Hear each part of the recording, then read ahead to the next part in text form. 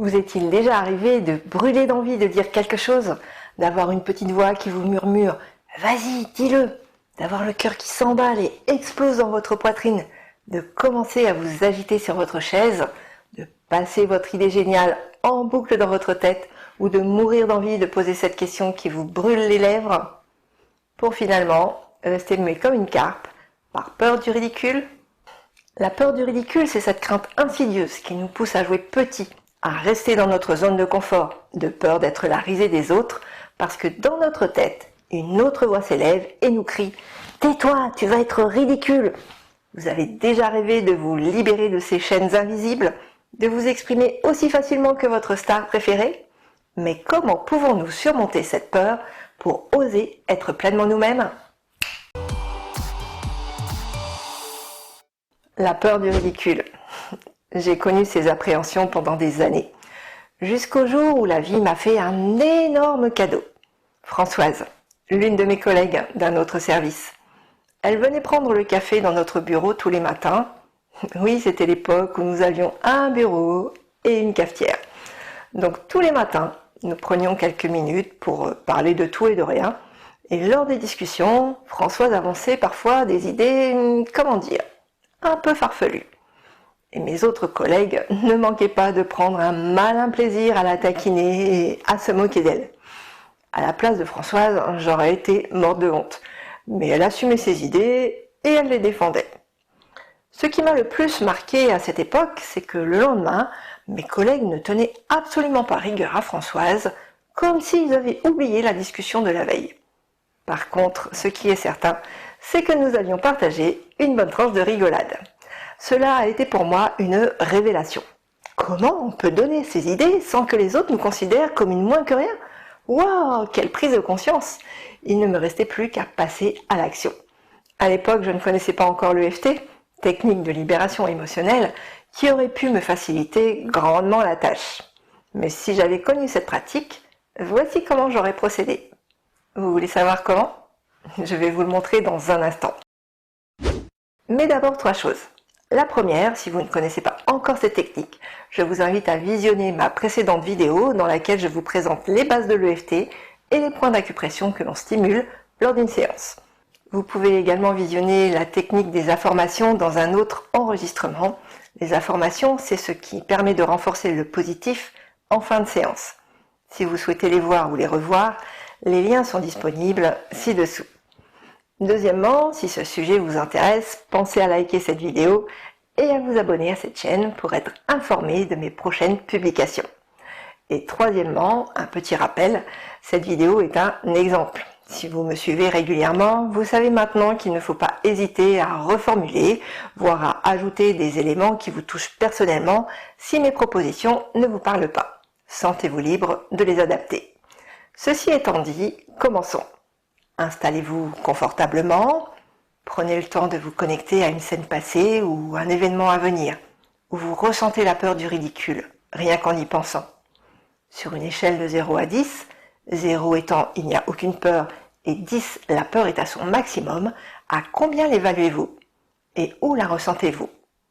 Pour cette démonstration, je vais supposer que la peur se situe dans tout le corps, mais comme je vous l'ai dit, n'hésitez pas à adapter mes propositions en fonction de ce que vous ressentez.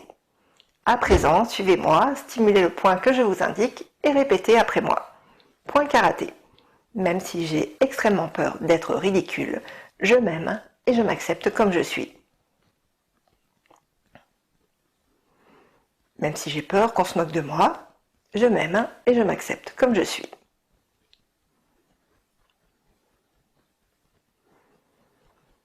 Même si je ressens cette peur dans tout mon corps, je m'aime et je m'accepte comme je suis.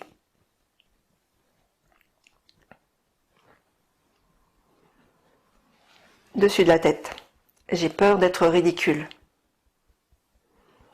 Début du sourcil, j'ai peur de dire des bêtises.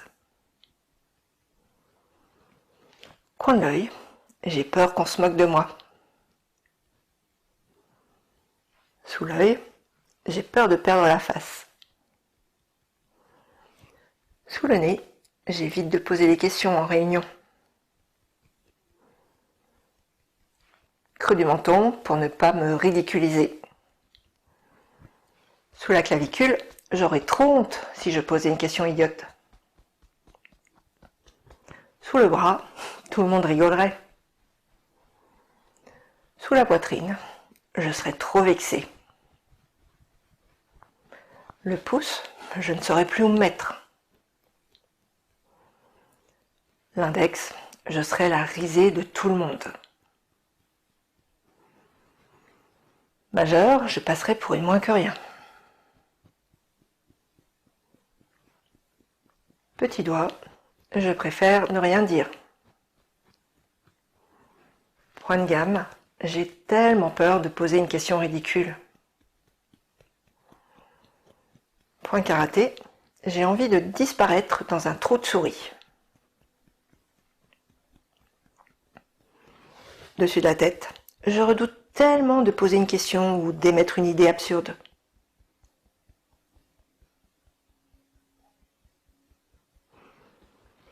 Début du sourcil, j'ai peur de dire quelque chose de grotesque.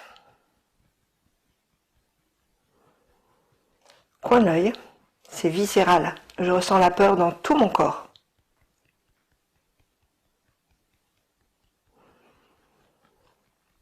Sous l'œil, ça me prend aux tripes. Sous le nez, quant à suggérer une idée, je n'y pense même pas. Creux du menton, j'imagine si tout le monde trouvait ça ridicule. Sous la clavicule, j'imagine tous mes collègues en train de me regarder en rigolant.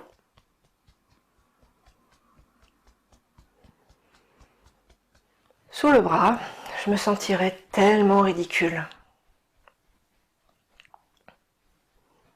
Sous la poitrine, je serais tellement humiliée. Le pouce, ça passerait sûrement sur toutes les chaînes au journal de 20 heures. L'index, je serais avis dans le bêtisier des collaborateurs qui posent les questions les plus débiles du monde.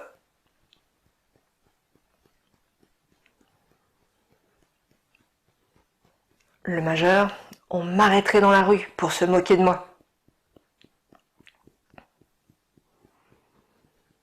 Petit doigt, on me lancerait des tomates pour m'humilier encore davantage.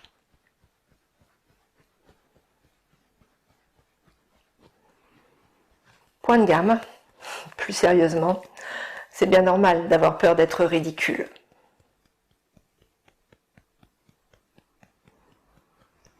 Point karaté, parce qu'il y a certainement eu des événements dans le passé. Dessus de la tête, où j'ai dit quelque chose où les autres ont ri. Début du sourcil. J'ai cru qu'on se moquait de moi. Coin de l'œil. Je me suis sentie ridicule et j'ai eu honte. Sous l'œil, mais la réalité, c'est que cela s'est produit il y a bien longtemps. Sous le nez, j'étais très jeune à l'époque.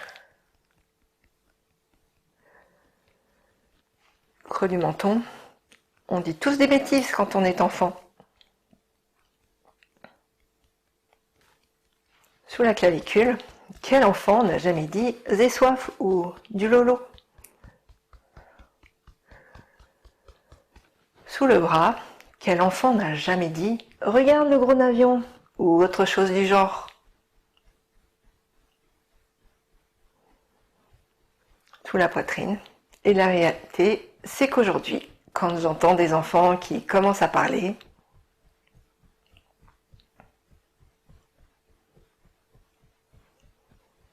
le pouce, moi aussi, cela me fait sourire. L'index. Et ce n'est pas parce que je me moque d'eux. Le majeur. C'est juste mignon. Petit doigt. L'autre réalité, c'est que tout le monde a la langue qui fourche, un jour ou l'autre. Point de gamme. Cela arrive même aux plus grands acteurs. Point karaté. Pour autant, cela ne fait pas de nous un être stupide. Dessus de la tête, c'est juste que notre langue est un peu fatiguée. Début du sourcil, ou quel manque d'entraînement. Coin de l'œil. Et l'autre réalité, c'est que ce n'est pas très grave. Sous l'œil, on rigole quelques minutes. Sous le nez, ça détend l'atmosphère. Creux du menton, et ça permet à tout le monde de retrouver de l'énergie pour continuer la réunion.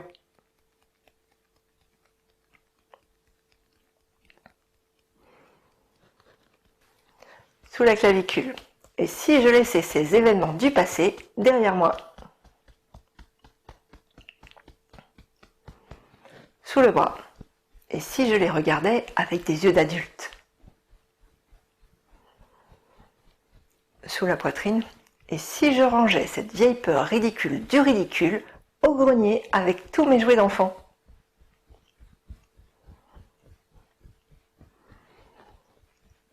Le pouce. Et si je commençais à rire de ces événements moi aussi?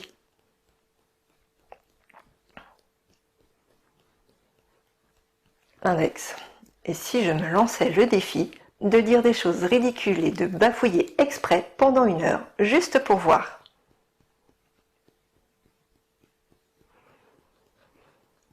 Le majeur. Et si je prenais des cours de théâtre ou d'improvisation? Petit doigt. Et si je m'autorisais juste à me voir comme un être humain?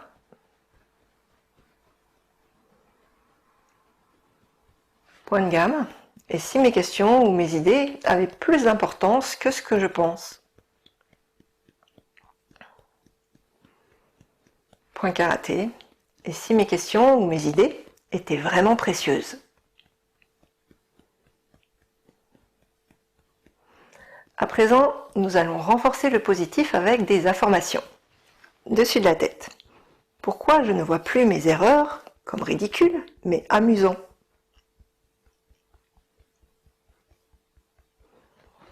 Début du sourcil. Pourquoi lorsque je bafouille, je prends le parti d'en rire? Coin de l'œil, et même d'en rajouter. Sous l'œil, pourquoi je retourne la situation à mon avantage?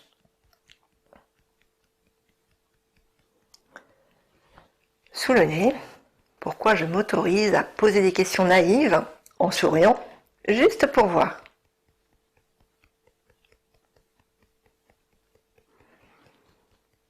Creux les mentons, pourquoi contre toute attente, je dis rarement des choses stupides? Sous la clavicule, pourquoi mes collègues trouvent que mes interventions sont hyper pertinentes?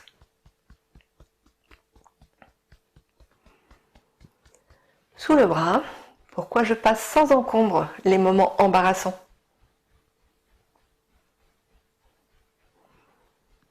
Sous la poitrine, pourquoi je suis si à l'aise quand j'interviens en réunion?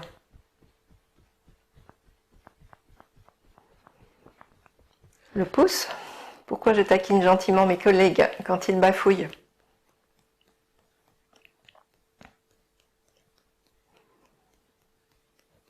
Index, pourquoi je fais des jeux de mots qui font rire tout le monde? Le majeur, pourquoi je me sens libérée d'un poids énorme? Petit doigt, pourquoi je prends autant de plaisir à poser des questions que personne n'ose poser?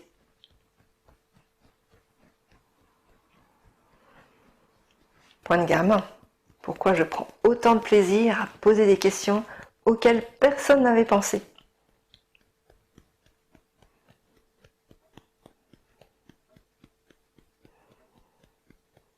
Point karaté, pourquoi je me sens si bien quand j'interviens en réunion? À présent, lorsque vous repensez à la scène de départ, toujours sur une échelle de 0 à 10, 0 étant il n'y a aucune peur et 10 la peur est à son maximum, à combien l'évaluez-vous? Normalement, l'émotion doit avoir nettement diminué, voire complètement disparu. N'hésitez pas à refaire cette séance si nécessaire. Pensez également à boire de l'eau après chaque séance et laissez l'inconscient continuer à assimiler les expériences et les réflexions que vous avez eues pour aider à ancrer les changements positifs. D'ailleurs, pour vous accompagner davantage, n'oubliez pas de télécharger la fiche vierge pour rédiger vos propres phrases et pouvoir faire plus facilement une séance correspondant vraiment à votre situation. Le lien est disponible juste sous cette vidéo. Pour conclure cette séance, souvenez-vous que la pratique régulière de l'EFT vous permet d'augmenter et de renforcer la confiance en soi. Ces techniques vous seront d'un grand secours dans les moments de stress, mais enrichissent aussi votre quotidien quand tout va bien, vous permettant ainsi d'agir avec plus d'assurance et de progresser. Et rappelez-vous, votre voix est importante et mérite d'être entendue. Et maintenant, c'est à vous. Avez-vous déjà utilisé l'EFT pour la peur du ridicule au travail? Si vous avez d'autres pratiques, partagez vos réussites et vos astuces dans les commentaires ci-dessous pour inspirer et aider d'autres professionnels comme vous. Je vous donne rendez-vous le mois prochain pour une nouvelle vidéo. Pensez à vous abonner dès maintenant à ma chaîne Adaptation pour en être informé. D'ici là, soyez créateur de votre vie professionnelle, adaptez-vous, agissez et surpassez-vous. Ciao!